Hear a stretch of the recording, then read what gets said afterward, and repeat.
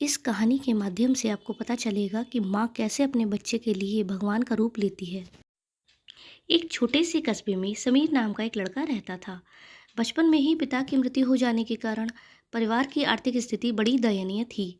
समीर की माँ कुछ पढ़ी लिखी जरूर थी, लेकिन उतनी पढ़ाई से नौकरी कहाँ मिलने वाली थी।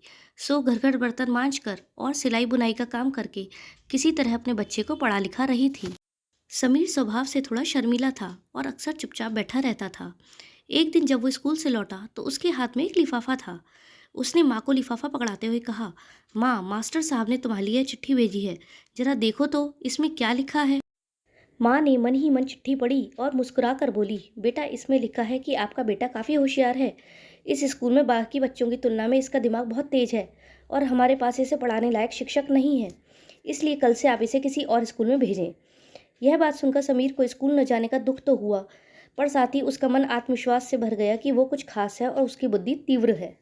माँ ने उसका दाखिला एक अन्य स्कूल में करा दिया। समय बीतने लगा। समीर ने खूब मेहनत से पढ़ाई की।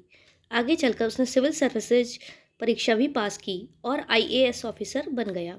समीर की माँ अब बूढ़ी हो चुकी थी और कई दिनों से बीमार भी चल रही थी और एक दिन अचानक उनकी मृत्यु हो गई।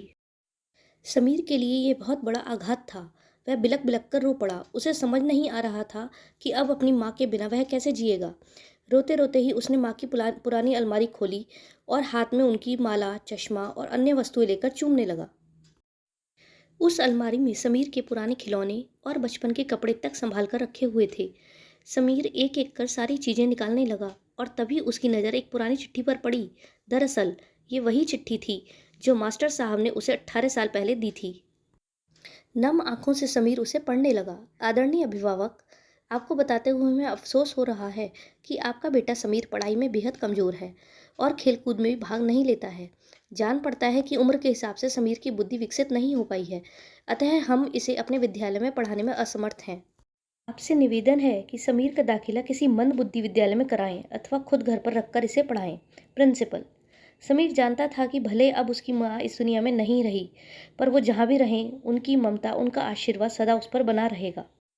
किसी ने सच ही कहा है, भगवान सभी जगह नहीं हो सकते, इसलिए उसने माएँ बनाई।